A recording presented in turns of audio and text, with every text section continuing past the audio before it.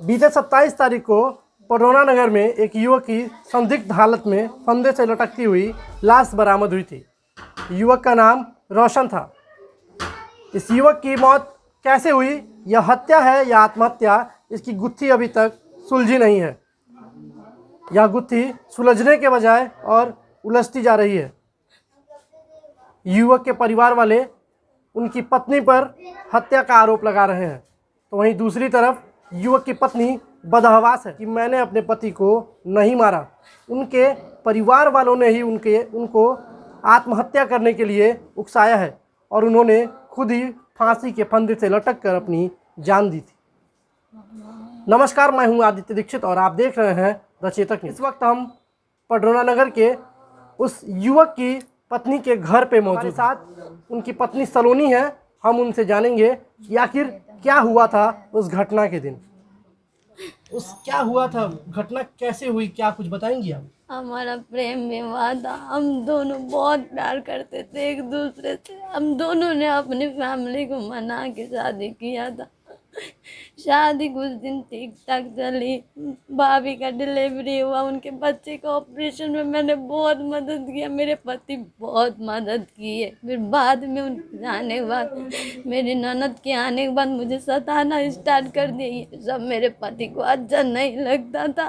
वो हमेशा मेरे ऊपर बातें बोलते रहते थे। उनकी माँ इस बात से खुश नहीं रहती थी। 25 तारीख को मैं लेट से घर पहुंची, बर्तन नहीं मांज पाई। इसके लिए मेरे पति को फ़ोन करके उनको बोला गया। मेरे पति ने मुझे मैसेज किया कि बाबू दीदी के बर्तन मांजने में थोड़ी हेल्प कर देना। मैं घर आके बोली, दीदी बर्तन मत मांजा करिए, मैं मांज दूंगी, थोड़ा लेट हो गया है, मैं बर्तन मांज दूंगी, अब मत मांजा करिए बर्तन। इस बात पे वो और उनकी मम्मा दोनों लोग खूब बोलने लगे। मेरे बाबू को देखा नहीं गया। मेरे बाबू से और हमसे बोल रहे चले जाओ यहाँ से तुम दोनों। मेरा बाबू मेरा सारा जेवर ले रहा था, मगर वो कहीं नहीं देंगे सब, तुम दोनों यहाँ से चले जाओ। हम लोग जैसे जिस अवस्था में तो हम लोग चले गए वहाँ से उस मकान पे। हम दोनों वहीं रहने लगे। उस दिन मम्मी को फ़ोन करके मेरा बाबू बुलाया। मम्मी आधी रात को, मम्मी लगभग 9, साढ़े 9, 10 बजे करीब में हमको लग रहा है मम्मी आई होंगी, और 3 बजे वो वहाँ से निकली थी घर के लिए। समझा बुझा के उनकी मम्मी को, उनके पापा को, सबको समझा बुझा के गई। मम्मी हमको बोली जाने दो, सब कुछ सही करके रहना। बाबू से भी बोली छोड़ दो बाबू, जाने दो, सब कुछ तुम्हारा ही है, थोड़ा सह के रह लो। मेरा बाबू न्यू वाले मकान पे लेके हमको रहने लगा। पुराने वाले मकान पे नहीं जा रहा था लेके हमको न्यू मकान पे हम और वो दोनों लोग रहने लगे। 26 तारीख को अच्छे से हम लोग सब लोग काम अपना करके, खाना पीना नाश्ता पानी सब कुछ करके बाबू दुकान गया, खाना खाने आया, रात को खाना खाने भी आया। उसके बाद से फिर अगले दिन सुबह पिताजी फूल लेने आए थे, पर हर डे की तरह फूल लेने वो आते थे। बाबू दरवाज़ा खोला, मैं सोई हुई थी। पिताजी फूल तोड़ के फिर बाबू को आवाज़ लगाए। बाबू बिस्तर से उठ के गया, उनसे जाके पूछा, हाँ पिताजी, पता नहीं क्या क्या उन दोनों ने किनारे जाके बात किया। उसके बाद बाबू रूम में सोने नहीं आया, बाहर लगे सोफे पे ही सो गया। जब मैं सो के उठी तो मैंने देखा बाबू बाहर सोया है। पूछा बाबू क्यों बाहर सोए हो? बोल रहे हैं कि बाबू बस ऐसे ही गर्मी लग रही थी इसलिए बाहर सो गया हूँ।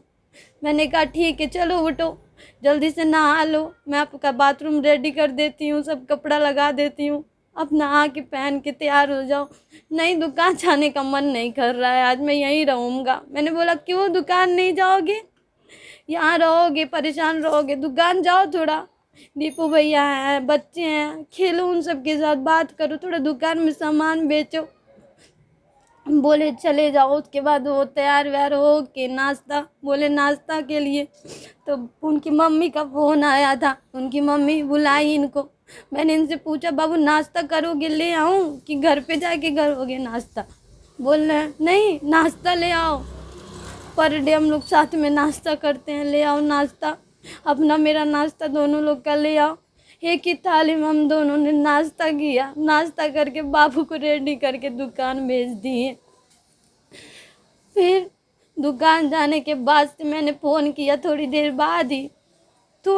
बाद फ़ोन किया, ज़्यादा टाइम बाद नहीं। पूछा बाबू क्या कर रहे हो, तो कहा कि बाबू वो लल्ली लल्ला है सब दीपू के साथ आए हैं बच्चों को स्कूल से लेने के लिए, अब दुकान जा रहे हैं उन सबको लेके। उसके बाद ये दुकान पहुँचे, फिर कुछ देर बाद फ़ोन किए, फ़ोन करके बोले कि मम्मी से बात कर लो। मम्मी से थोड़ी बात हुई, मम्मी का फ़ोन कट गया। फिर बोलने लगे बाबू क्या कर रही हो, सब बताने लगे। बात करते करते बाबू बोल रहे बाबू मैं घर आ रहा हूँ, अच्छा नहीं लग रहा है बाबू मैं घर। मैं बाबू से बोली नहीं मत आओ, दुकान पे रहो, क्यों आ रहे हो घर, अभी मैं खाना बना के तुमको बुलाऊंगी ना तो खाना खाया जाएगा साथ में। नहीं माना मेरा बाबू, आ गया हमको कॉल किया, एक रिंग कॉल किया दरवाजे पे आके। मैं दौड़े दौड़े गई, दरवाज़ा खोली, बाबू हम दोनों लोग अंदर रूम में आए। बाबू हमको बैठा के कह रहे बाबू हम दोनों लोग सुसाइड कर लेते हैं, चल बाबू हम दोनों लोग सुसाइड कर लेते हैं, हम दोनों मर जाएंगे ना, मेरे घर वाले खुश हो जाएंगे बाबू चल। हम बोले बाबू मरना हर चीज़ का वजह नहीं होता है, हर चीज़ इसे मरने से सही नहीं होता है। बताओ हमसे किसी ने कुछ कहा है, मैं सब सही कर दूंगी ना, भरोसा है ना हम सही कर देंगे सब, बताओ तो कम से कम हमसे। मगर नहीं बताया, उठा और मैं भी उसके पीछे पीछे गई, मुझे ढकेल के दरवाज़ा बंद कर दिया और मेरे ही आंखों के सामने सब टांग टूंग के लटक गया। चिल्लाते रह गई बाबू दरवाज़ा खोल दे, बाबू दरवाज़ा खोल दे, मेरी कसम है बाबू प्लीज़ एक बार मेरी बात सुन, क्या हुआ है बता मुझे, बाबू मत लटक, बाबू मत लटक, बाबू तू चला जाएगा, बाबू मत कर, चिल्लाते रह गई। मेरा बाबू सुन ही नहीं रहा था मेरी बात। उसके बाद बाबू एकदम सडनली सब कुछ हाथ पैर काम करना उसका बंद कर दिया। मैं पागल हो गई, अब मैं क्या करूँ कुछ समझ नहीं आ रहा था। पूरा बिस्तर उस्तर सब कुछ मैं सब सामान छीटने लगी, जो अंदर सामान था उसको बाहर फेंकने लगी। बाबू कुछ तो हरकत करता, कुछ हरकत नहीं आ रहा था। मैंने सिंगारदान उठा के उसका शीशा फोड़ के टेप चिपका के मोबाइल खींचने की कोशिश की। ब्लैक कलर के टेप में मोबाइल चिपक नहीं रहा था, पतला टेप था, चिपक ही नहीं रहा था उसमें। फिर एक चौड़ा टेप मिला, उसमें किसी तरह मोबाइल चिपका के मैंने जाली से अंदर खींचा मोबाइल और मैंने तुरंत उनके भैया को कॉल किया कि भैया आओ मेरा बाबू लटक गया है, जल्दी से उसको बचाओ। तब भैया आए, मम्मा को फ़ोन किया, मम्मा भैया को भेजी, सब लोग आए। लोग मेरा बाबू को पीछे से अंदर आए, मेरा बाबू को पकड़ने की वजह वो गेट खोलने गए। बोले भी अरे मेरा बाबू को पहले उतारो, गेट बाद में खोल लेना। गेट खोल के जब सब बर अंदर आके मेरे बाबू को उतार लिए, तब मेरा गेट खोल के कह रहा है लोवर ले आओ। हम क्या तुमको लोवर की पड़ी है, मेरा बाबू लटक के आया, इसको हॉस्पिटल लेके चलो। फिर भी उनकी बात मान के मैं लोवर ढूंढने लगी। तब तक ये मेरे भैया और मेरा छोटा वाला भाई सब लोग मिल के उनको वहाँ पे ले जाके गाड़ी पे बैठा दिए लोग। मैं बाहर निकली, ये लोग भाग गए। लोग ढूंढते उनके चाचा, छोटे वाले चाचा भी हम लोग के साथ ढूंढ रहे थे। क्या रहते हमसे पूछ रहे थे पता चला, हम कह नहीं। ढूंढते हॉस्पिटल जब हम लोग तक गए, सबके पास फ़ोन करते रहे, नहीं उठा रहा था कोई भी फ़ोन। दीपू भैया फ़ोन उठाए, पूछे भैया बाबू, कह रहे रख, फ़ोन करके काट दिए। फिर मैं दौड़ी घर गई कि मेरा बाबू घर पहुंच गया होगा, ठीक होगा, होश आ गया होगा मेरा बाबू को।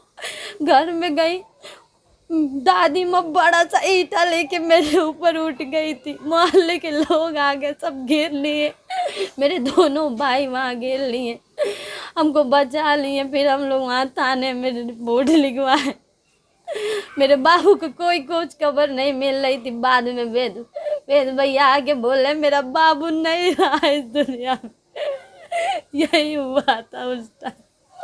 अभी आपने बताया कि वो खुद से फांसी पे लटके थे, लेकिन उनके घर वाले आरोप लगा रहे हैं कि वो आपकी वजह से, आपने उनको उकसाया आपने और आप अपने भाइयों के साथ मिलकर उनकी हत्या की, तो इसके बारे में क्या कह रही हैं आप? अगर वो उनके बेटे थे तो क्या वो मेरे पति नहीं थे? कोई अपने पति को मारेगा, एक बुरी सी बुरी औरत भी अपने पति को नुकसान नहीं पहुंचाएगी। और मैं तो उनसे प्यार करती थी, वो हमसे प्यार करते थे। लव मैरिज शादी किए थे इसी दिन के लिए कि मैं अपने पति को मार दूंगी अपने भाइयों के साथ मिलके। क्या मेरे भाई मेरा सुहाग उजाड़ेंगे? इतना धूमधाम से शादी हम अपना सुहाग उजाड़ने के लिए करेंगे? कोई ये नहीं सोच पा रहा है कि अगर उनका बेटा गया तो मेरा भी पति गया है। मैं अपने पति के लिए इतना परेशान हूँ। कोई मेरा पति लाके दे दे बस, कोई मेरा पति लाके दे दे।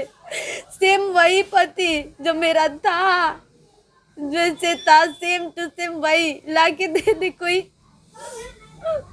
रोशन की मौत की गुत्थी अभी सुलझती हुई नहीं दिख रही है। यह गुत्थी सुलझने के बजाय और भी उलझती जा रही है। घर वालों का आरोप है कि उनकी पत्नी ने हत्या की है और पत्नी का कहना है कि उन्होंने स्वयं आत्महत्या की है, क्योंकि उनके घर वाले इन दोनों को जीने देना नहीं चाहते थे, इसलिए क्योंकि इन दोनों ने प्रेम विवाह किया था। हालांकि इस घटना में इनकी पत्नी के खिलाफ धारा 306 के तहत उनको आत्महत्या के लिए उकसाने के मामले में FIR दर्ज हो चुकी है, लेकिन सच्चाई क्या है या तो जांच के बाद ही सामने आएगा। इस मामले में हम आपको प्रत्येक रिपोर्ट दिखाते रहेंगे। जिस पत्नी ने अपना पति खोया है उसके दर्द को हम और आप सभी समझ सकते हैं। हम इनसे सवाल पूछने की हालत में नहीं थे और नहीं ये जवाब देने की हालत में है, लेकिन एक पत्रकार का यह धर्म है कि वो शहर में हो रही प्रत्येक घटनाओं को पूरी तरह से एकदम सही तरीके से दिखाए। और हम इस घटना का दूसरा भाग, जो पहला आप देख चुके हैं, जो कि युवक के परिवार से संबंधित था, दूसरा भाग युवक की पत्नी से संबंधित है। यह आप वीडियो देख रहे हैं। देखते हैं इस मामले में क्या खुलासा हो करके आता है, किसका हाथ है आखिर में, किसके उकसाने पर रोशन ने आत्महत्या की है या रोशन की हत्या हुई है। सब कुछ जानने के लिए, आगे की तमाम जानकारियों के लिए बने रहिए हमारे साथ, देखते रहिए द चेतक न्यूज़। जय हिंद, जय भारत।